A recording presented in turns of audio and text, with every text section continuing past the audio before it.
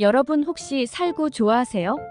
저는 살구를 정말 좋아해서 살구잼, 살구청, 살구 푸딩은 물론이고 아이스크림도 살구 아이스크림을 즐겨 먹는데요. 살구는 에어컨 사용으로 인한 여름철 감기와 기침을 잡는 명약이자 장내 미생물에 좋은 먹잇감이 되어서 노인성 변비를 제거하는 장청소부이기도 합니다. 이는 바로 살구가 몸속 염증을 없애고 면역력을 높이며 장내 독소를 뿜어내는 숙변과 각종 노폐물을 싹 없애주기 때문입니다. 이로 인해 얼굴에 생긴 주근깨나 검버섯 그리고 기미까지 없애주는 효능이 있다고 합니다. 이뿐만이 아닙니다. 무엇보다 살구는 예전부터 건강 및 장수식품으로 알려져 있는데요. 성경에 나오는 지혜로운 왕 솔로몬은 살구를 먹고 건강을 얻었다고 합니다. 그리고 세계 3대 장수 마을로 유명한 히말라야 산맥에 위치한 훈자 마을 주민이 매일 가장 즐겨 먹는 과일 역시 바로 살구입니다. 이 덕분에 훈자 마을 주민의 평균 나이는 100세이고 치매나 암 그리고 기타 만성 질환을 거의 찾아볼 수 없다고 합니다. 실제로 살구에는 베타카로틴, 가바, 라이코펜 성분이 들어있는데 이 성분들은 각종 암과 심장병에 효과가 있는 항암식품으로 인정받고 있습니다. 또 이 성분들은 항산화 작용을 하여 세포의 노화를 억제해주고 손상된 세포의 재생을 촉진시켜줍니다. 그런데 이렇게 맛도 좋고 몸에 좋은 살구도 어떤 음식과 어떻게 먹느냐에 따라서 내 몸에 보약이 될 수도 반대로 독이 될 수도 있다고 하는데요.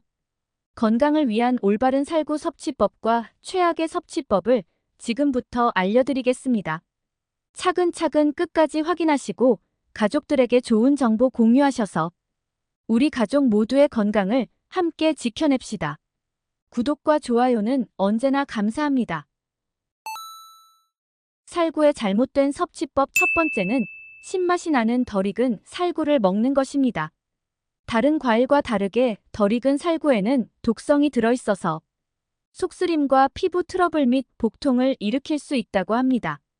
그런데 이보다 더 중요한 이유가 따로 있는데요. 바로 최근에 알려진 살구의 탁월한 항암 효과를 제대로 보실 수 없기 때문이랍니다. 살구에 가장 주목해야 할 성분이 바로 베타카로틴 그리고 플라보노이드 성분인데요. 살구는 과일 중 손에 꼽힐 정도로 베타카로틴이 많이 함유되어 있습니다. 보통 오렌지색을 띠는 과일이나 야채에 많이 함유되어 있는 이 성분은 활성산소로부터 우리 몸을 보호하기 위해 꼭 필요한 항산화 물질입니다. 활성산소는 정상세포를 손상시키고 당뇨병, 암, 심장질환 등의 질병을 일으키는 원인이라 많은 건강 관련 전문가들은 건강을 위해서 무엇보다 몸속의 활성산소를 제거하는 것이 아주 중요하다고 강조합니다. 그런데 살구를 먹을 때 몸속 활성산소 제거를 위해 꼭 필요한 항산화 물질을 풍부하게 얻는 가장 좋은 방법은 바로 완전히 익은 살구를 먹는 것입니다. 연구에 따르면 살구에 들어있는 베타카로틴, 가바, 라이코펜과 같은 항산화 물질은 악성세포를 스스로 파괴하도록 만드는 효능이 있다고 합니다. 게다가 살구에는 시력에 도움을 주는 카로티노이드 성분이 풍부해서 눈의 세포와 조직 손상을 막아주고 눈물 생성을 자극하여 안구 건조증을 줄여준다고 합니다. 따라서 잘 익은 살구를 꾸준히 섭취할 경우 시력 감퇴를 25%까지 낮출 수 있다고 합니다. 다만 아무리 건강에 좋은 살구도 너무 많이 섭취할 경우 부작용을 일으켜 건강에 오히려 안 좋을 수 있으니 주의가 필요합니다. 그러므로 살구는 하루에 3개에서 5개 정도로 드시는 게 적당하다고 하니 꼭 기억해 주시기 바랍니다. 살구와 상극인 두 번째 음식은 바로 요거트입니다. 아마 살구를 요거트에 넣어 함께 드시는 분들이 많으실 텐데요. 특히 살구를 요거트와 함께 먹으면 요거트에 부족한 비타민C를 살구가 보충해줘서 영양적으로 좋다고 알고 계실 겁니다. 네, 맞습니다. 살구의 비타민C 함량은 100g당 10mg이고 말린 살구의 비타민C 함량은 100g당 5mg입니다. 사과에는 비타민C가 100g당 약 4.6mg, 그리고 비타민C의 대표적인 레몬에는 100g당 약 34mg이 들어있으니 다른 과일과 비교해봐도 절대로 적은 함량은 아닙니다. 위와 장이 건강하다면 문제가 되지 않지만 나이가 들면서 소화 기능이 약해지고 특히 역류성 식도염이 있으시다면 더욱더 주의하셔야 합니다. 살구를 드시면 새콤달콤한 맛을 느끼실 텐데요. 이는 살구에 들어있는 유기산의 종류인 구기산과 사과산 때문입니다. 이 성분들이 입맛을 돌게 하고 상쾌감을 주는 것입니다. 또 이 유기산은 우리 몸속에서 칼슘과 마그네슘 흡수를 촉진하고 체내에 쌓인 노폐물을 배출하는 데 큰 도움을 줍니다. 피로를 유발하는 젖산의 청소부 역할을 하기에 피로의 회복에 도움을 주고 전반적인 에너지 대사 및 기력을 아주 원활하게 하는 작용을 합니다. 그런데 이렇게 좋은 살구가 우유의 단백질과 만나면 덩어리를 만들게 되면서 몸에 위험을 줄 수 있는데요. 실제로 단백질이 치즈로 응고되는 과정을 통해 만들어지는 원리와 같습니다. 음식이 덩어리처럼 엉기는 현상이 뱃속에서 일어난다면 어떻게 될까요? 이런 현상이 오랜 시간 동안 장 속에서 일어난다면 만성 소화불량을 일으키고 심하게 악화될 경우 대장염과 대장암 같은 큰 병으로 이어질 수도 있습니다. 따라서 살구와 요거트는 함께 드시기보다 각각 따로 드셔서 각자의 맛과 영양을 충분히 즐기시길 권장드립니다. 그렇다면 살구를 더 건강하게 섭취하는 방법에는 무엇이 있을까요? 살구를 건강하게 섭취하는 방법 첫 번째는 바로 말린 살구입니다. 살구는 생과일 상태보다 말린 살구를 먹는 것이 몸에 더 좋다고 합니다. 그 이유는 말린 살구는 건조 과정에서 비타민 A가 강화되고 엽산 함량이 높아지며 고농도의 베타카로틴이 증가하기 때문입니다. 비타민 A가 부족하면 어두운 곳에서 잘 안 보이는 야맹증과 안구건조증이 나타날 수 있어 눈 건강에 꼭 필요한 영양분이라는 사실은 이미 잘 알고 계실 텐데요. 이외에도 비타민 A는 여름철 더운 날씨에 입맛을 돋아주는 효과도 있다고 합니다.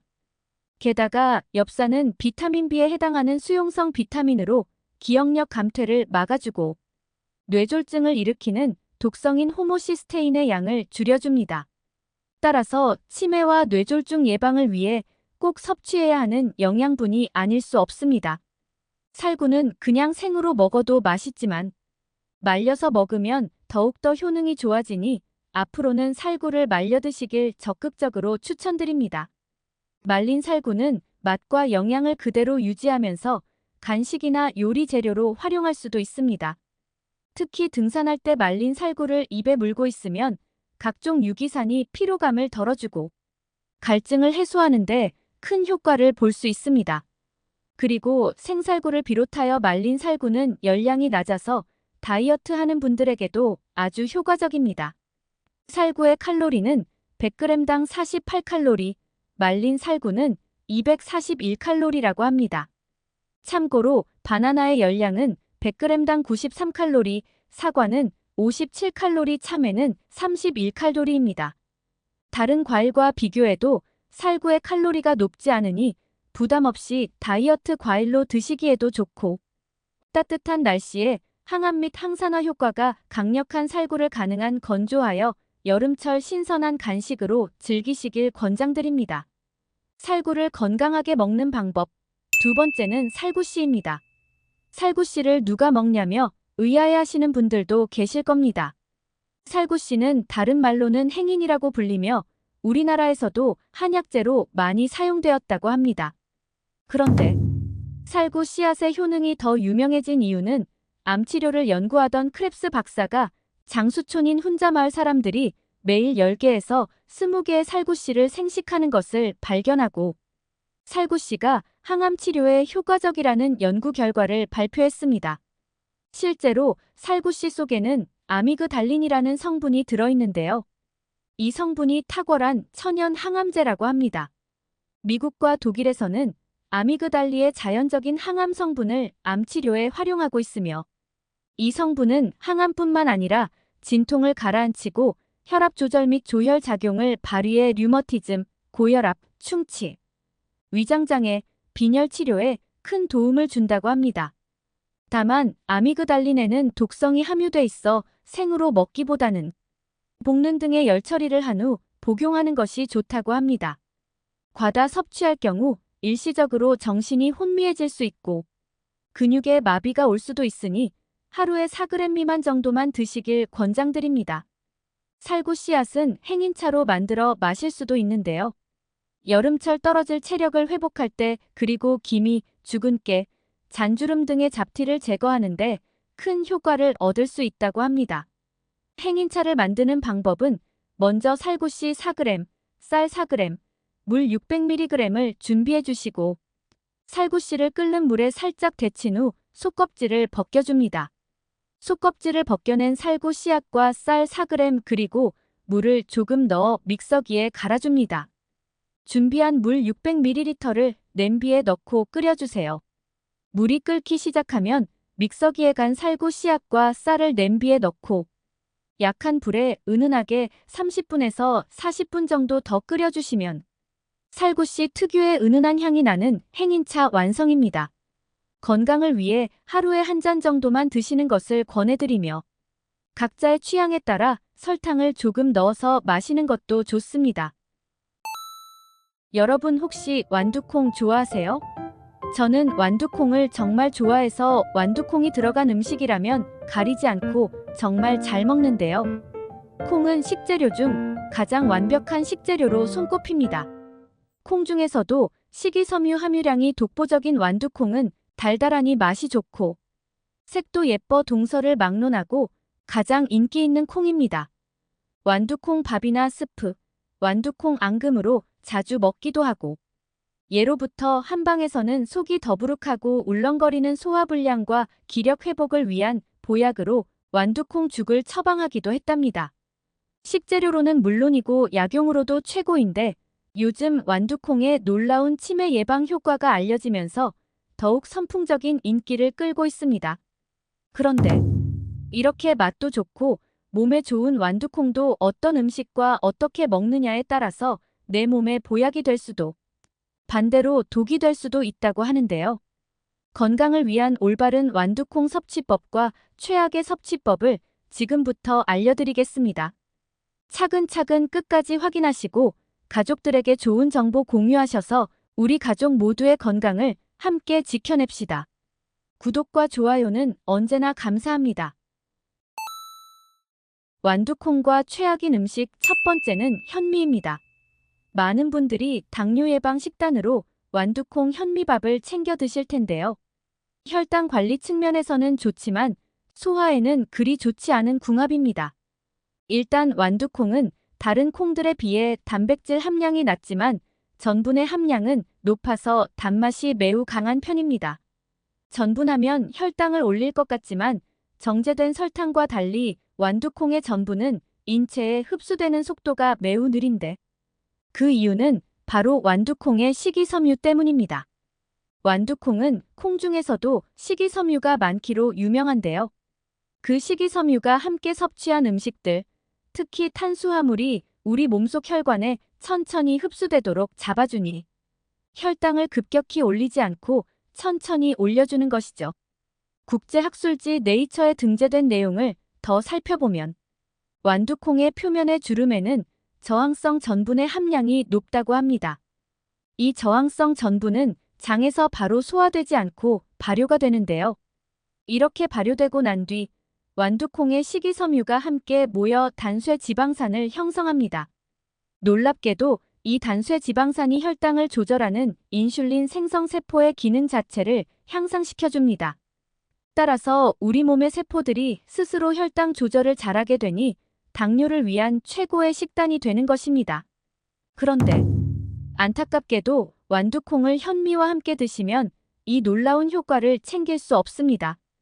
특히 소화가 어려워지면서 완두콩 속 저항성 전분의 효율이 뚝 떨어지게 됩니다. 그 이유는 바로 어떤 식이섬유가 완두콩과 현미 각각에 들어있는지에 달려 있습니다.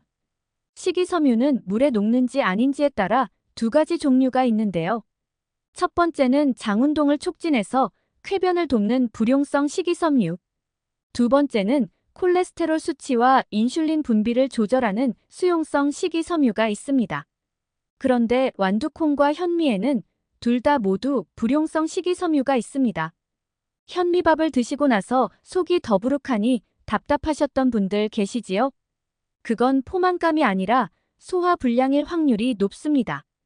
장에서 오랫동안 소화되지 않다 보니 혈당도 많이 안 올라가고 현미의 미네랄, 필수 아미노산의 구성이 건강에 좋을 수는 있지만 문제는 둘 다 소화가 되지 않는 식이섬유이다 보니 소화불량과 얹힌 듯한 불편함을 계속 갖게 되는 것이죠. 나이가 들면서 위장이 약해지니 소화가 잘 되도록 부드러운 음식을 드시는 것도 중요하지만 특히 두 종류의 식이섬유를 골고루 챙겨 드시는 것이 더 핵심입니다. 그러니 불용성 식이섬유인 현미와 완두콩을 함께 드시기보다는 꼭 수용성 식이섬유를 함께 드시는 걸 권장드립니다. 여기서 추천드리는 완두콩과 최고의 궁합 첫 번째 음식은 김과 미역, 다시마 같은 해조류입니다. 앞서 완두콩이 불용성 식이섬유라고 말씀드렸는데요. 그런데도 불구하고 자체적으로 혈당 상승을 막아주는 효능이 있습니다. 그런데 이런 완두콩을 당뇨 예방에 효능이 좋은 수용성 식이섬유와 함께 드시면 각종 영양소의 흡수율을 올릴 수 있고 위에서 12지장으로 이동하는 속도를 늦춰주는 것이죠. 심지어 그 과정에서 혈관 속 지방 덩어리와 찌꺼기 같은 콜레스테롤을 제거하기도 하는데요. 특히 완두콩과 해조류가 최고의 궁합인 이유는 바로 서로의 단점을 완벽하게 보완하기 때문입니다. 최근에 콩이 건강에는 좋지만 너무 많이 먹게 되면 오히려 부작용을 일으킨다는 사실이 알려졌습니다. 바로 콩 속의 식물 독소와 과도하게 높은 사포닌 함량 때문입니다. 이 사포닌은 잘 드시면 항암 효과를 얻을 수 있지만 너무 많이 섭취할 경우 몸속의 요오드를 몸 밖으로 배출해버립니다. 따라서 요오드와 함께 드시면 몸속의 미네랄 함량을 완벽히 보충해주는데요. 바로 김과 미역, 다시다 같은 해조류를 완두콩과 함께 드시면 되는 것입니다. 해조류를 너무 많이 먹으면 오히려 갑상선에 좋지 않을 수 있지만 완두콩과 함께 드시면 전혀 걱정이 없답니다. 놀랍게도 완두콩이 요오드의 완벽한 체내 균형을 맞춰주고 반대로 해조류가 콩의 사포닌 양을 적절히 조절해주는 것입니다. 따라서 앞으로는 완두콩밥에 김을 싸서 드시거나 완두콩밥과 미역국을 함께 드시길 추천드립니다. 그리고 또 한 가지, 완두콩밥을 지으실 때 말린 다시마 한 조각을 함께 넣어주시면 최고의 효능을 얻으실 수 있습니다. 완두콩과 최악의 궁합인 음식 두 번째는 바로 설탕입니다. 완두콩 하면 연두빛 예쁜 색깔의 달달한 앙금이 가장 먼저 떠오르시지 않나요? 하지만 좋은 맛과는 다르게 완두콩과 설탕은 좋은 궁합이 아닙니다. 일단 설탕이 건강에 좋지 않다는 것은 모두 잘 알고 계시지요? 정제된 흰 설탕이 혈당을 확 올리고 인슐린 저항성이 높아져 버리니 만성염증과 암 그리고 치매의 주범이 될 수 있는 것이죠. 그런데 왜 특히 완두콩과 설탕을 함께 드시면 안 된다고 말씀드리는 것일까요?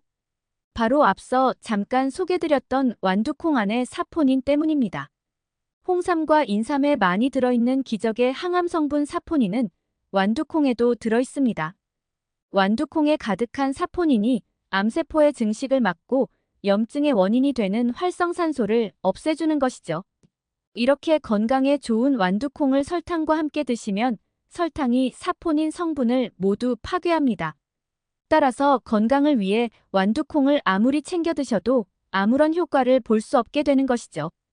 그러니 완두콩을 설탕 가득 넣은 달달한 앙금으로 드시기보다는 완두콩 자체의 천연 단맛으로 즐기시길 권장드립니다. 그리고 사포닌은 특히 완두콩 껍질에 많으니 꼭 껍질까지 꼭꼭 씹어 드시길 바랍니다. 완두콩과 최고의 궁합인 음식 두 번째는 바로 계란입니다. 최근 완두콩의 치매 예방 효과가 전 세계의 주목을 받고 있는데 바로 계란과의 궁합이 그 비결입니다. 일단 완두콩에는 훌륭한 콩 단백질은 물론이고 레시틴이라는 성분이 들어있습니다. 이 레시틴은 두뇌가 노화하고 깜빡깜빡하는 건망증을 만드는 과산화 지질의 생성 자체를 막아줍니다. 따라서 치매가 생기는 원인 자체를 없애주는 것이죠. 또 완두콩에는 신기하게도 오메가3가 들어있는데요. 그냥 들어있는 것이 아니라 뇌로 바로 흡수되는 형태로 저장되어 있으니 기억력과 집중력을 높여주는데 최고입니다. 게다가 더 놀라운 것은 완두콩에는 기적의 성분인 콜린이 들어있다는 것인데요. 계란 노른자에 들어있는 바로 그 뇌 건강 비타민, 콜린이 완두콩 속에도 가득하다는 것입니다. 이 콜린은 세포의 막을 구성하고 치매 원인 물질을 없애주는 레시틴의 생성을 도와줍니다. 또한 뇌의 신경세포가 서로 잘 대화할 수 있도록 신경 손상까지 치료해주는데요. 안타깝게도 이 콜린은 몸에서 너무 적은 양이 합성되기에 꼭 따로 식품으로 챙겨 드셔야 하는 것입니다. 그럼 영양제로 드셔야 할까요? 아닙니다. 바로 완두콩과 계란을 함께 드시면 됩니다. 완두콩 속에는 이 콜린의 뇌 건강 효능을 극대화시켜주는 비타민 B까지 가득 들어있으니 더더욱 좋은 것이죠. 앞으로는 완두콩 밥에 계란말이나 계란 후라이 또는 계란국을 함께 드시면 좋고, 완두콩을 넣고 오믈렛을 해서 드시는 것을 추천드립니다. 완두콩과 최악의 궁합 세 번째는 바로 신장이 약하거나 통풍이 있으신 분들입니다. 완두콩이 혈압을 낮추고 혈당까지 조절해주니 신장 건강에 좋다고 알고 계실 텐데요. 맞습니다. 콩팥. 신장은 혈액을 걸러 불필요한 노폐물을 몸 밖으로 배출하는 우리 몸의 여과장치 역할을 합니다. 완두콩이 우리 몸속의 노폐물과 나트륨을 배출하고 이미 혈관을 깨끗하게 하니 결과적으로 신장의 기능을 강화합니다. 실제 연구 결과 완두콩에서 추출한 단백질은 혈압을 20% 낮춰주고 신장의 기능을 최대 30%까지 향상시킨다는 연구가 있습니다. 게다가 완두콩에는 항산화로 유명한 카로틴 성분이 풍부한데요. 세포의 노화를 막아주고 세포막을 튼튼하게 해주니 노화를 방지해주기까지 합니다. 따라서 약해지고 노화된 우리 장기의 세포를 튼튼하고 탱탱하게 만들어주는 것이죠. 이렇게 훌륭한 완두콩도 이미 신장이 약한 분들, 특히 통풍이 있는 분들께는 위험할 수 있습니다. 완두콩에도 딱 하나의 단점이 있는데요. 바로 통풍이 있는 분들에게 가장 위험한 퓨린이 들어있다는 것입니다. 게다가 생 완두콩에는 청산 배당체라는 식물 독소가 들어있는데요. 따라서 지나치게 섭취하면 오히려 장내가스를 만들어 복통과 소화장애, 그리고 신장에 지나친 자극을 유발하기도 합니다. 그렇다면 완두콩을 걱정 없이 섭취하는 방법에는 무엇이 있을까요? 완두콩을 익혀서 드시면 청산과 퓨린 걱정 없이 드실 수 있습니다. 또한 이미 통풍이 있는 분들도 하루 권장 섭취량 40g, 약 종이컵 1컵 이하로 드시면 안전하게 완두콩의 건강 효능을 챙겨 드실 수 있습니다. 완두콩과 최고의 궁합인 음식, 마지막 세 번째는 바로 우유입니다. 완두콩과 우유를 함께 갈아서 두유로 드셔도 좋고 스프로 함께 드셔도 정말 좋은데요. 나이가 들면서 단백질을 잘 챙겨 드셔야 한다는 이야기를 많이 들어보셨을 겁니다. 완두콩과 우유는 매일 드셔야 할 만큼 단백질 섭취에 매우 좋은 조합입니다. 요즘 같은 더위에 몸이 찌뿌둥하고 팔다리 저림 현상이 있는 분들, 또는 나이가 들면서 근육이 점점 빠져 걱정하셨던 분들, 그리고 골다공증으로 뼈가 약해지면서 골절 걱정 있으셨던 분들 계신가요? 완두콩과 우유가 최고의 해결책이 될 수 있습니다. 완두콩은 콩 중에서 단백질 함량이 낮은 편이지만 그 속에 필수 아미노산의 구성은 매우 훌륭합니다. 그뿐만 아니라 비타민 A, B, C, 칼슘, 철분까지 들어있으니 완두콩은 그 자체만으로도 최고의 종합 영양제인 것이죠. 앞서 소개해드린 것처럼 완두콩 속의 비타민 B1은 두뇌 활동에 활기를 불어넣어주고 비타민 B5는 면역력 증진에 최고입니다.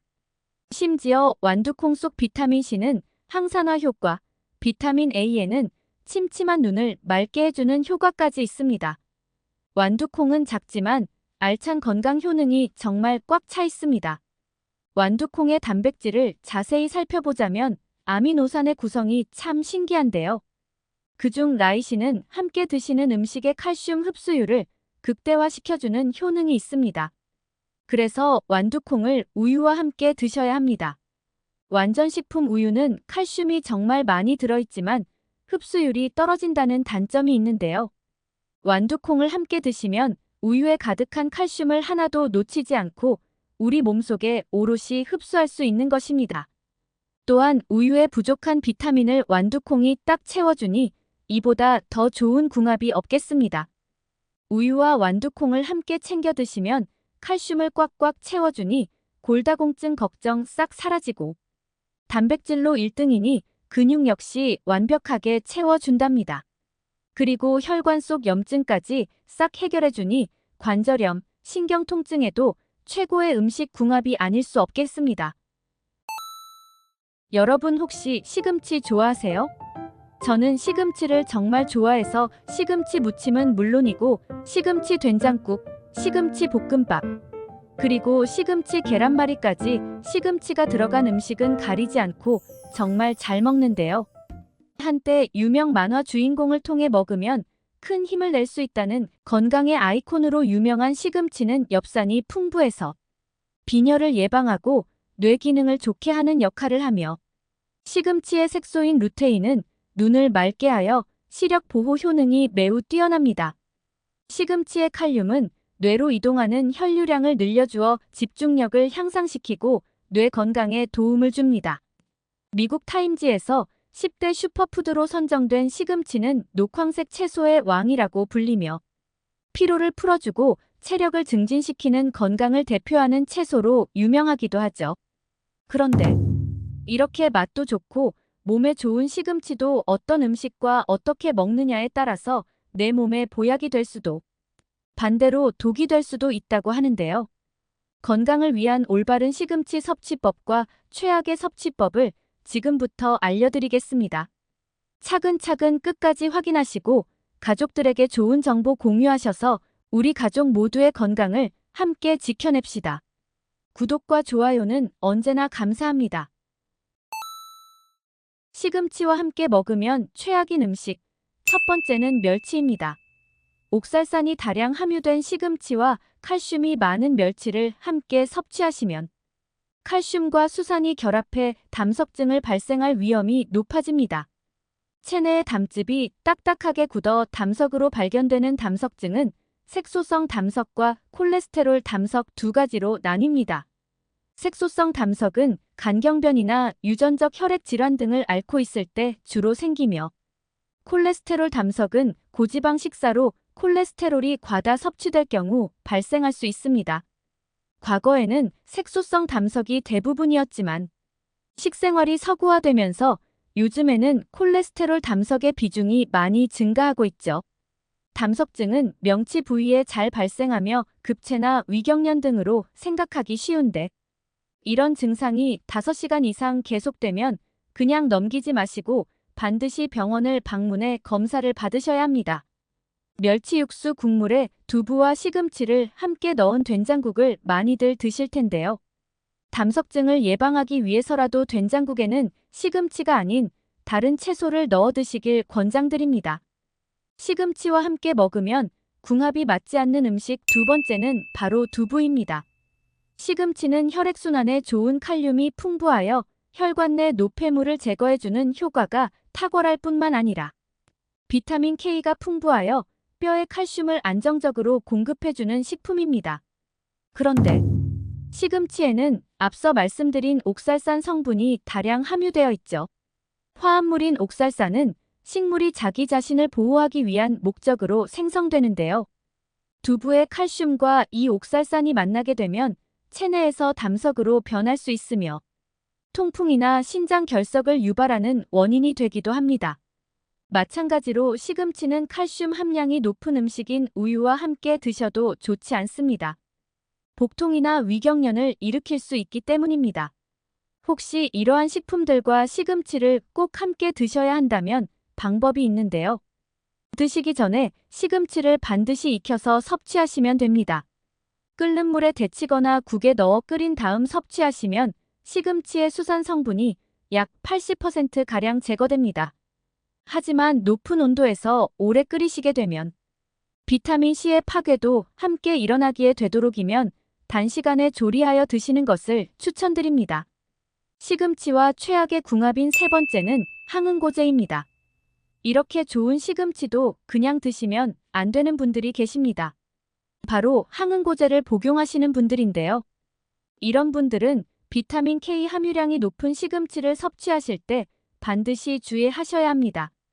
항응고제는 혈전 생성을 막아주어 뇌졸중, 심근경색, 그리고 부정맥 등이 있을 때 뇌경색과 판막 질환 등을 예방해주는 약입니다. 그런데 시금치 속에 가득 들어있는 비타민 K가 출혈을 막고 피를 응고시키는 기능을 하기 때문에 이러한 약을 복용하시는 분들이 시금치를 과잉 섭취하면 약의 효능이 떨어질 수 있습니다. 실제로 뇌경색이나 심각한 출혈 증세를 겪은 항응고제 복용자를 대상으로 한 연구에서 최대 3%가 비타민 K 함유 식품을 장기간 섭취했다는 결과가 나왔습니다. 비타민 K는 시금치뿐만 아니라 청국장, 양파즙 그리고 포도 같은 평소 자주 드시는 식품들에도 함유되어 있기 때문에 뜻하지 않게 과다 섭취할 가능성이 매우 높기도 하죠. 그러므로 항응고제를 복용 중이신 분들이라면 시금치 섭취에 특별히 주의하시길 권장드립니다. 그렇다면 시금치와 함께 드실 수 있는 건강한 식품에는 어떤 것들이 있을까요? 시금치와 최고의 궁합인 음식 첫 번째는 바로 참깨입니다. 앞서 말씀드린 대로 시금치의 옥살산 성분은 과도하게 섭취할 경우 체내 결석의 원인이 될 수 있습니다. 그런데 시금치를 참깨와 함께 드시면 참깨가 시금치의 옥살산 성분을 무력화시키는 역할을 하죠. 그 이유는 참깨의 풍부한 필수 아미노산 중 하나인 리진이 결석이 생기는 것을 방지해주기 때문입니다.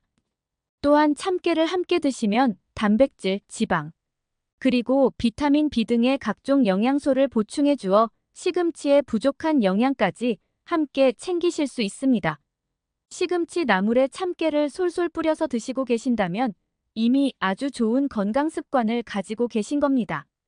참깨는 맛과 영양 그리고 고소한 향까지 더해주니 시금치와 너무 잘 어울리는 최고의 궁합이 될 수 있습니다. 시금치와 최고의 궁합인 음식 두 번째는 사과입니다. 사과를 드시면 사과의 펙틴 성분이 장벽의 막을 만들어 유독 물질의 침입을 막기 때문에 장내 이상 발효를 막아주고 시금치의 배변 작용을 도와주는 최고의 궁합이 됩니다. 그래서 사과와 시금치를 함께 드시면 장 건강까지 잡아주는 아주 좋은 조합인 것이죠. 장 속에 살고 있는 각종 미생물들은 단순히 소화에 영향을 미치는 것이 아니고 우리 몸의 전반적인 균형 및 호르몬이나 피부 건강에까지 관여하고 있습니다. 장 속에는 뇌와 밀접하게 연결된 자체 신경계가 있어서 치매를 일으키는 정신신경 건강에도 중요한 역할을 합니다. 그뿐만이 아니라 사과에는 각종 비타민과 수용성 식이섬유질이 풍부합니다. 시금치에 함유되어 있는 비타민 C와 베타카로틴은 세균의 번식력을 막아주며 항산화 작용을 통해 면역력을 높여줍니다. 시금치와 사과를 함께 드셔서 장 건강뿐만 아니라 치매 예방까지 함께 하시길 강력히 추천드립니다. 마지막으로 시금치와 최고의 궁합인 음식은 바로 계란입니다. 시금치는 철분 흡수를 돕는 비타민 C와 조혈 작용을 하는 망간, 그리고 엽산 등을 함유하고 있어 빈혈에 특히 좋습니다. 시금치와 계란을 같이 먹으면 계란이 헤모글로빈 합성에 필요한 단백질을 보충해주는 역할을 하기 때문에 그 효능이 크게 상승하게 됩니다. 계란에는 다양한 영양소가 골고루 들어있는데요.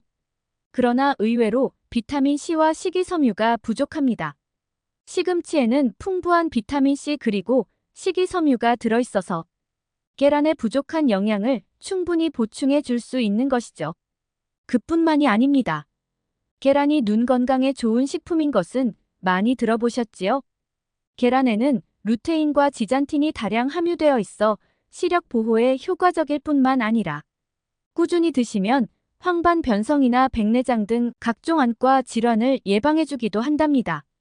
그런데 비타민 A가 가장 많이 함유된 채소가 시금치라는 사실을 혹시 알고 계셨나요?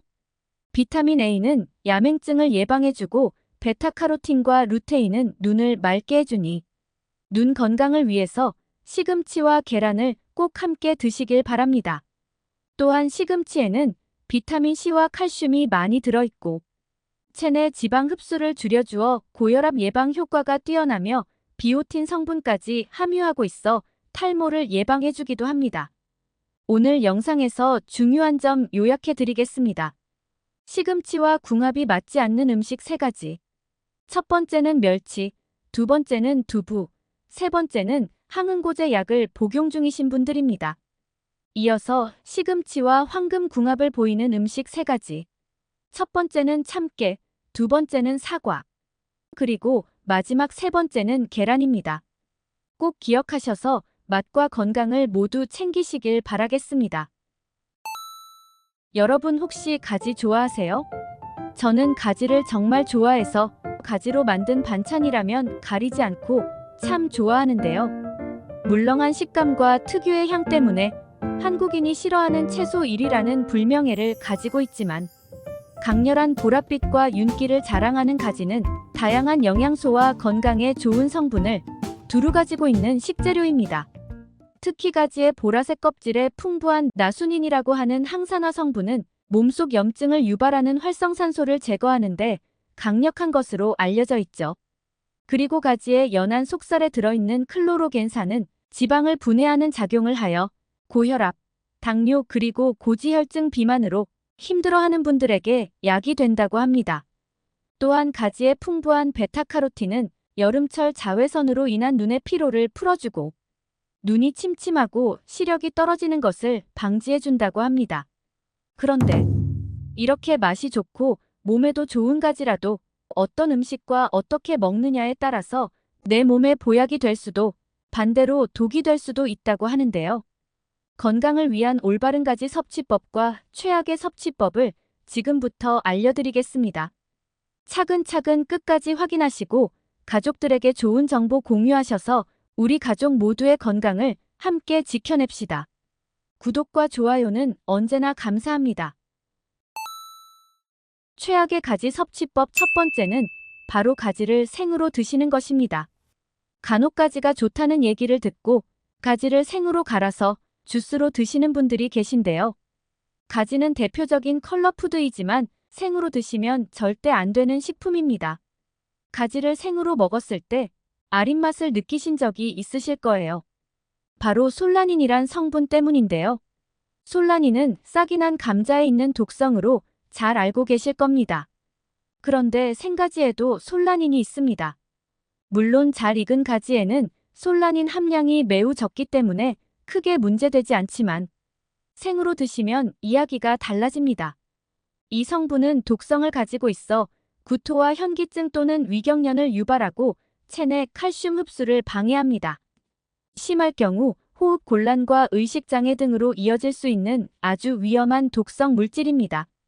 또한 민감한 분들의 경우 아주 적은 양이라도 편두통을 일으킬 수 있습니다. 그러니 가지는 꼭 익혀 드셔야 합니다. 가지를 100도 이상에서 굽거나 찌고 또는 데치는 등 열로 조리하면 솔라닌이 대부분 파괴된다고 합니다. 이렇게 열을 활용해 가지를 요리하면 가지의 아린 맛을 없애는 효과가 있을 뿐만 아니라 단맛까지 높일 수 있다고 합니다. 가열하는 방법만으로는 부족하다고 생각하신다면 가지를 조리하기 전에 잘라서 물에 잠시 담가 놓으면 솔라닌 성분이 밖으로 빠져나가 더욱더 안전하게 드실 수 있습니다. 가지와 상극인 음식 두 번째는 오이입니다. 시원하고 입맛을 살리는 가지 오이 냉국 여름철에 많이 즐겨 드시죠? 그런데 가지와 오이는 성질이 차갑기 때문에 평소에 몸과 손발이 차가운 분들은 이 둘을 함께 드시면 좋지 않습니다. 가지와 오이는 무더운 여름철 열을 내려주는 성분을 가지고 있으며 몸이 뜨거우신 분들의 열독을 풀어주고 혈액순환을 돕는 작용을 합니다. 그래서 몸속 화끈거리는 염증을 진정시켜주는 얼음찜질의 효능도 있답니다. 실제로 관절염과 같은 염증으로 인한 만성적 질병 치료에 가지가 효과적으로 활용되고 있는데요. 따라서 가지와 오이는 몸이 차가우신 분들이 섭취할 경우 몸을 차갑게 만들고 소화 불량과 복통, 그리고 냉증을 유발하는 원인이 될 수 있습니다. 이로 인해 몸이 차가워지면 심장의 혈류량이 떨어지고 혈액의 뭉침이 발생해 뇌졸중, 저혈압 등 심혈관 질환을 일으키게 되는 것입니다. 게다가 가지와 오이는 100g당 칼로리가 20칼로리도 되지 않고 95%가 수분으로 이루어져 있으며 식이섬유가 풍부해 몸의 순환을 돕습니다. 뿐만 아니라 비타민, 엽산, 칼륨 등이 다량 함유돼 있어 여름철 땀이 많이 나고 피로에 지친 분들의 체력을 회복시켜주는 매우 이로운 음식이라고 할 수 있지요. 그러나 과한 이뇨작용을 유발할 수 있는 단점을 가지고 있습니다.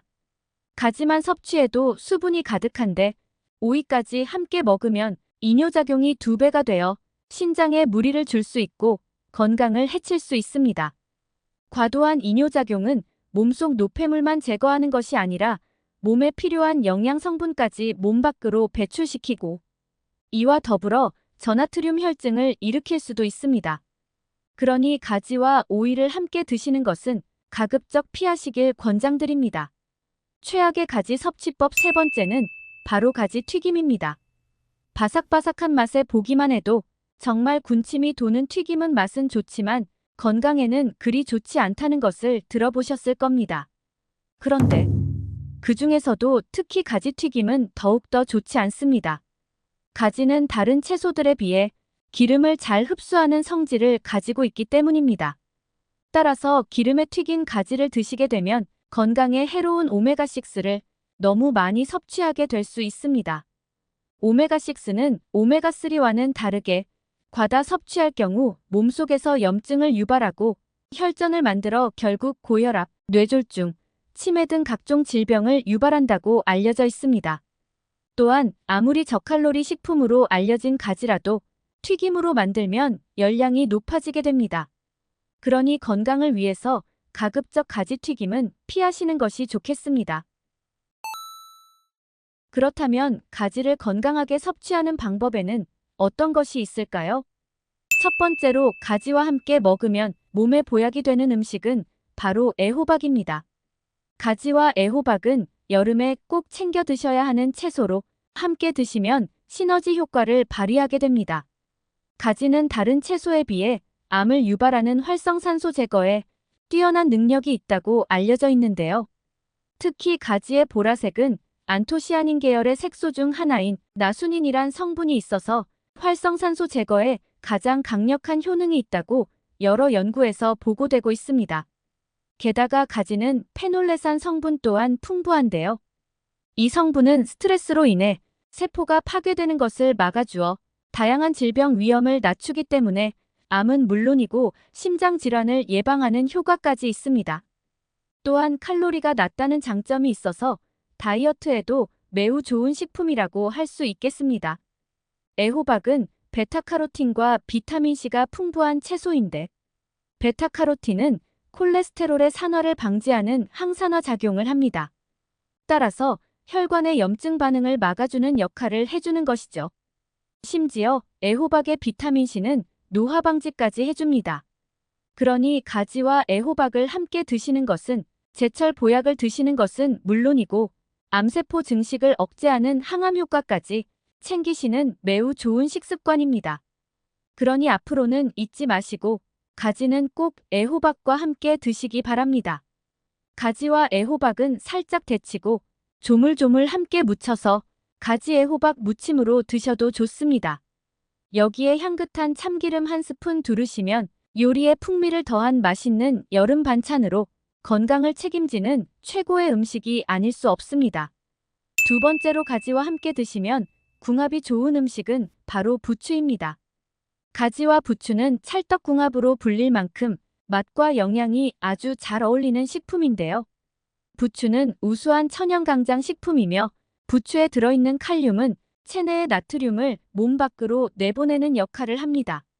또한 혈액 속 노폐물을 제거하여 혈액을 우리 몸에 골고루 공급해 주어 심혈관 질환을 예방하는 효과가 있습니다. 게다가 손발이 차가운 사람들의 신장의 냉기를 잡아 기를 잘 통하게 해주며 무릎과 허리를 따뜻하게 하는 효능이 있습니다. 심지어 부추의 풍부한 비타민이와 천연 피로의 소재로 불리는 황화알이라는 성분은 에너지 대사를 원활하게 해주고 무더위에 지친 피로를 빠르게 해소시켜줍니다. 그러니 성질이 따뜻한 부추와 가지를 함께 섭취하시면 가지의 차가운 성질을 부추가 중화시켜 모든 영양분의 소화 흡수율을 높여줍니다. 또한 부추의 풍부한 베타카로틴은 노화 예방 및 항산화 작용을 하는 성분입니다. 따라서 가지와 부추를 함께 드시면 맛은 물론이고 서로가 가지고 있는 효능을 극대화하여 영양은 배가 되는 것입니다. 그리고 가지 고르실 때 꿀팁을 하나 드리자면 가지는 통통하고 길이가 짧으면서 가벼울수록 맛이 좋다고 합니다. 또 가지의 색깔은 선명하고 윤기가 있으며 손으로 만져볼 때 단단한 것으로 골라서 요리하시면 더 맛있게 드실 수 있답니다. 세 번째로 가지와 궁합이 최고인 음식은 바로 들기름입니다. 가지의 효능을 제대로 보시려면 어떠한 기름과 함께 드시는지가 제일 중요한데요. 들기름은 올리브유와 함께 건강에 좋은 기름이기 때문에 농촌진흥청에서는 만성질환 예방을 위해 하루에 한 스푼 섭취를 권장하고 있습니다. 들기름은 기억력 증진과 각종 만성질환 예방에 효과가 있다고 잘 알려진 오메가3가 듬뿍 들어있습니다. 이 오메가3는 고혈압, 심근경색 등 심혈관 질환을 예방해주며 혈관벽에 붙어있는 콜레스테롤을 제거하고 끈적한 혈전이 생기는 것을 막아줍니다. 또한 뇌 건강에도 좋아 치매 예방을 위해 꼭 챙겨 드셔야 하는 음식이라고 합니다. 따라서 가지와 들기름을 함께 드시면 암 및 치매 예방의 시너지 효과뿐만 아니라 고소한 향과 맛도 같이 챙기실 수 있겠습니다. 그러니 앞으로 가지를 드실 때는 꼭 들기름과 함께 버무려서 드시길 추천드립니다. 여러분 혹시 멸치 좋아하세요? 저는 멸치로 만든 반찬은 물론이고 멸치 육수로 만든 시원하고 칼칼한 된장국이나 국수 등 멸치가 들어간 음식을 정말 좋아하는데요. 멸치는 칼슘의 제왕이라 불릴 정도로 칼슘이 많이 들어있으며 우리 밥상에서 절대로 빠질 수 없는데요.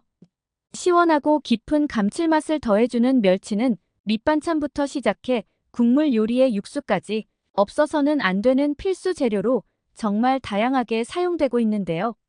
멸치는 칼슘이 풍부해서 뼈 건강은 물론이고 에너지 생산을 조절해주는 핵산이 특히 많이 들어있기 때문에 반드시 챙겨 드셔야 하는 식품 중 하나입니다. 또한 지능 발달에도 효과가 있는 고도 불포화 지방산인 EPA, DHA가 각각 9.2% 그리고 14.1%나 들어있어 건강을 지향하는 모두에게 꼭 필요한 음식이 아닐 수 없습니다. 그런데 이렇게 맛있고 많은 사람이 즐겨 먹는 멸치를 잘못 섭취하면 우리 몸에 치명적인 위험이 생길 수 있다는 사실 혹시 알고 계셨나요? 건강을 위한 올바른 멸치 섭취법과 최악의 섭취법을 지금부터 알려드리겠습니다. 차근차근 끝까지 확인하시고 가족들에게 좋은 정보 공유하셔서 우리 가족 모두의 건강을 함께 지켜냅시다. 구독과 좋아요는 언제나 감사합니다. 멸치와 상극인 첫 번째 음식은 바로 견과류입니다. 고소하고 영양 만점인 국민 밑반찬 멸치볶음. 더 고소한 맛을 위해서 멸치볶음에 호두, 아몬드 같은 견과류 등을 듬뿍 넣어 드시는 분들이 참 많으실 텐데요. 멸치에는 다른 생선들에 비해 무려 10배가 넘고 우유에 비해 5배가 넘는 엄청난 양의 칼슘이 들어있다고 합니다. 이처럼 멸치에는 뼈 건강에 좋은 영양 성분이 듬뿍 들어있기 때문에 특히 뼈밀도 강화를 위해서 반드시 챙겨 드셔야 하는 음식인데요. 그런데 놀랍게도 견과류에는 체내 칼슘 흡수를 방해하는 피트산 성분이 들어있습니다. 이 피트산 성분은 단단한 씨앗이 스스로를 보호하기 위해서 만들어낸 일종의 자연 독성 물질인데요. 사람에게 큰 해를 주는 것은 아니지만 장 속에서 칼슘 흡수를 방해할 수 있습니다. 이외에도 마그네슘, 아연, 철분 같은 다른 미네랄이 체내에 흡수되는 것을 방해합니다. 칼슘을 섭취해도 뼈로 흡수되지 않기 때문에 아무 소용이 없게 되는 것이죠. 게다가 칼슘은 혼자서 뼈로 흡수되지 않고 다른 여러 미네랄들과 상호작용이 있어야만 뼈에서 흡수가 가능한데요. 하지만 피트산 성분이 이러한 미네랄 흡수도 방해하기 때문에 견과류와 멸치는 궁합이 맞는 음식이 아닙니다. 칼슘은 보충제로 흡수하면 되는 거 아니냐고 생각하시는 분들이 계실 텐데요. 하지만 뼈 건강을 위해서 멸치를 비롯하여 칼슘이 풍부한 음식을 챙겨 먹어야 하는 다른 이유가 있습니다. 그건 바로 칼슘을 보충제로 먹었을 때 부작용이 일어날 수 있기 때문입니다. 실제로 2016년 미국 존스 홉킨스 대학의 연구에 따르면 칼슘 보충제 섭취 시 관상동맥의 석회질이 쌓이면서 심장병 발생 위험이 증가하는 것으로 나타났다고 밝혀졌습니다. 이처럼 부작용의 우려가 매우 크니 칼슘은 반드시 균형 잡힌 식단과 자연식품으로 섭취하셔야 합니다. 그렇다면 견과류와 함께 멸치볶음을 먹는 방법은 없을까요? 물론 멸치볶음에 꼭 견과류를 넣고 싶은 분들에게는 좋은 방법이 하나 있는데요. 그건 바로 아몬드나 호두 같은 견과류를 50에서 60도 정도 되는 따뜻한 물에 담가서 하룻밤 정도 불리는 것입니다. 그러면 피트산 성분의 약 3분의 1 정도를 제거할 수 있다고 합니다. 이때 떫은 맛이 나는 속껍질도 가볍게 벗겨내실 수 있으니 벗겨내고 드시면 좋답니다. 두 번째로 멸치볶음과 상극인 음식은 바로 설탕입니다. 설탕은 단맛을 내는 가장 편하고 또 익숙한 방법이긴 하지만 설탕이 만성염증의 주범이라는 사실은 모두 잘 알고 계실 겁니다. 설탕은 독소를 만들어내고 인슐린 저항성을 높이며 또 장 기능을 저하시키고 혈관벽이나 췌장 등의 기관에 붙어 염증이 생기게 할 수 있는데요. 문제는 만성염증이 증가하면 우리 몸에서 뼈를 녹이는 파골세포가 활성화된다는 것입니다. 이로 인해 뼈가 약해지게 되는데요.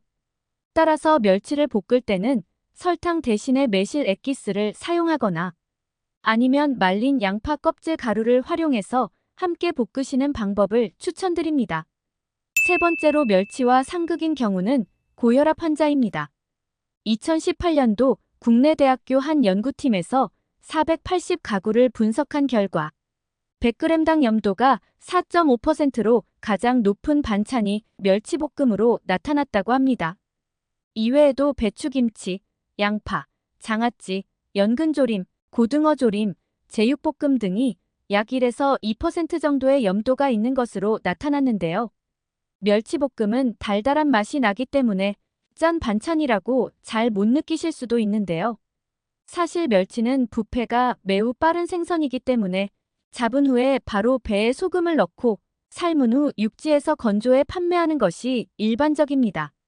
멸치가 유통 과정에서 부패되는 것을 막기 위해서 어쩔 수 없이 염도를 높여야 하기 때문에 멸치는 대표적인 고나트륨 음식이랍니다. 따라서 고혈압 환자의 경우 멸치 섭취에 주의해야 합니다. WHO의 1일 소금 섭취 권장량은 5g, 그러니까 한 티스푼 정도 되는데요. 나트륨으로 치자면 2000mg 정도입니다. 그런데 한국인의 하루 평균 소금 섭취량이 10에서 15g 정도이고 이는 나트륨 4000에서 6000mg 정도이므로 어마어마한 양을 섭취하는 것입니다. 그리고 동양인의 경우 85%가 소금을 먹을 경우에 몸 밖으로 잘 배출하지 못하고 민감하게 반응하면서 혈압을 상승시키는 소금 민감성 유전자를 가지고 있다고 합니다. 그래서 이런 경우에는 소금을 적게 먹더라도 혈압이 크게 상승하게 되는 것입니다. 고혈압이 진짜 무서운 이유는 뇌경색이나 심장병 같은 합병증을 유발하기 때문입니다. 따라서 염도가 높은 음식은 반드시 주의가 필요합니다. 일반 멸치는 15g당 소금 1g이 들어있다고 합니다.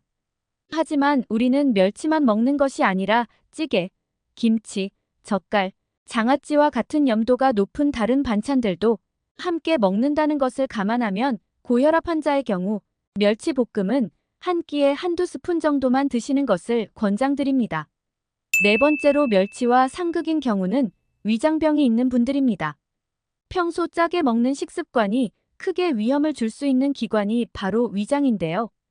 여러 가지 암 중에서 위암 발생은 유독 소금 섭취와 직접적인 연관이 있는 것으로 알려져 있습니다. 연구에 따르면 소금은 헬리코박터균의 감염 여부와 무관하게 위장 점막을 손상시키고 이로 인해 위암 발생률을 높인다고 합니다. 그런데 만약에 헬리코박터균을 가지고 있는 분들이 멸치를 비롯해 염도가 높은 음식을 섭취하면 이러한 손상은 더 가속화되는 것입니다. 따라서 위염이 있거나 위암 가족력이 있는 경우 또는 헬리코박터균 양성 진단을 받은 분들이라면 염도가 높은 음식은 특히 주의가 필요합니다. 이 외에도 멸치와 상극인 경우가 있는데요. 바로 통풍이 있는 분들입니다. 통풍은 관절의 요산 결정체가 축적되어서 염증과 극심한 통증을 일으키는 질환인데요. 퓨린 함량이 높은 음식은 요산을 많이 생기게 합니다. 멸치는 퓨린 고함량 식품군에 속하는데요. 따라서 통풍 환자분들은 멸치 과잉 섭취를 꼭 피하셔야 합니다. 그런데 여기서 알아두셔야 하는 것은 고퓨린 음식만 줄인다고 통풍 발생이 예방되는 것은 아닙니다. 요산은 체내의 대사 과정을 통해서 생성되기 때문에 내장 지방, 체중, 혈당, 혈압 관리 등을 관리하셔야 하고 설탕 섭취도 줄여야만 그 수치를 감소시킬 수 있답니다. 멸치는 좋은 식품이지만 염도와 퓨린 함량이 높기 때문에 섭취량을 조절하시는 것이 매우 중요하겠습니다. 또한 멸치를 볶을 때도 그냥 볶지 마시고 먼저 물에 어느 정도 담가두었다가 헹궈서 나트륨을 빼낸 후에 프라이팬에 볶아서 섭취하시면 염도를 어느 정도 줄일 수 있기에 더 좋겠습니다. 그렇다면 멸치와 함께 먹으면 몸에 보약이 되는 음식에는 무엇이 있을까요?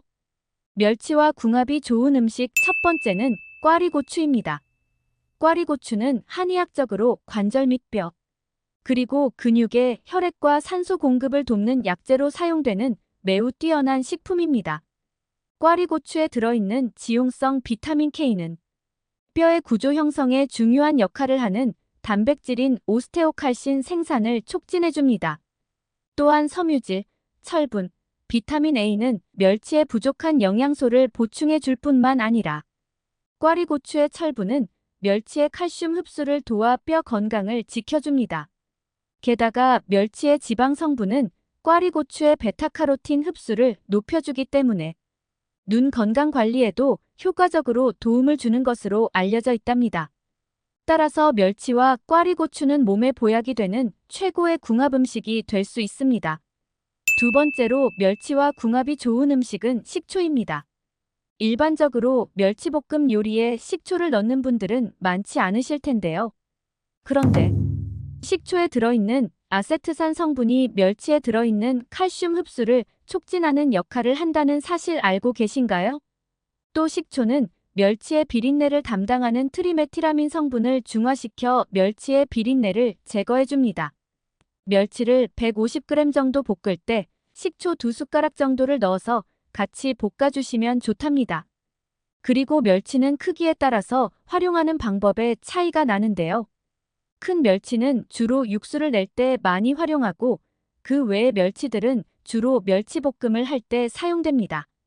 그런데 멸치볶음을 할 때는 뼈 건강을 위해서 가능하면 크기가 가장 작은 잔 멸치를 사용하시는 게 좋다고 합니다.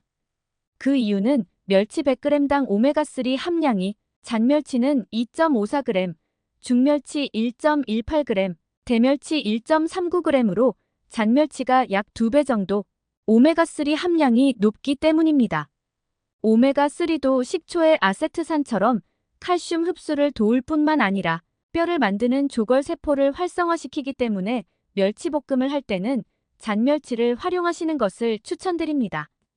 세 번째로 멸치와 궁합이 좋은 음식은 바로 계란입니다. 계란은 건강에 필요한 대부분의 영양소를 가지고 있어 나이가 들수록 더욱 챙겨 먹어야 하는 음식인데요. 특히 계란에는 뇌 건강에 좋은 콜린 성분이 풍부해서 언어와 인지 능력을 높여주기 때문에 치매 예방에도 탁월한 효과가 있는 식품입니다. 실제로 핀란드 대학 교수팀이 발표한 연구에 따르면 하루 1개 이상의 계란을 꾸준히 섭취하면 치매 증상이 완화되는 것으로 나타났다고 합니다. 따라서 멸치와 계란을 함께 섭취하면 멸치의 칼슘과 계란의 단백질이 서로 엄청난 시너지 효과를 내는데요. 멸치의 칼슘이 뼈 건강을 야무지게 챙겨줄 때, 계란의 풍부한 콜린과 레시틴 성분은 인지 능력과 기억력 증진을 도와 치매 예방에 큰 도움을 줍니다. 뿐만 아니라 계란에 들어있는 류신은 우리 몸의 튼튼한 근육을 만들어줍니다. 그러니 잊지 마시고 멸치를 삶은 계란 또는 계란말이와 함께 드셔서 치매 예방을 비롯하여 뼈 건강과 근육 건강까지 꼭 챙기시기 바랍니다. 오늘 내용을 다시 한번 정리하면 먼저 멸치를 견과류와 드시기보다는 꽈리고추, 식초 그리고 계란과 함께 드시는 것을 추천드립니다. 또한 고혈압 환자, 위장병이 있는 분들 그리고 통풍이 있는 분들은 멸치의 과잉 섭취를 주의하셔야 하며 건강 상태에 맞는 염분 섭취를 위해서 반드시 주치의와 식단을 상의하시기 바랍니다. 오늘은 살구의 올바른 섭취법에 대해 알아봤습니다. 정보가 도움되셨다면 주변의 소중한 분들에게 영상을 공유해주세요. 구독과 좋아요도 부탁드릴게요. 구독과 좋아요는 새마을 정보에게 언제나 큰 힘이 됩니다. 다음에 더 유익한 영상으로 찾아오겠습니다. 새마을 정보는 언제나 구독자 여러분이 건강하시길 진심으로 기원합니다. 건강하고 행복하세요.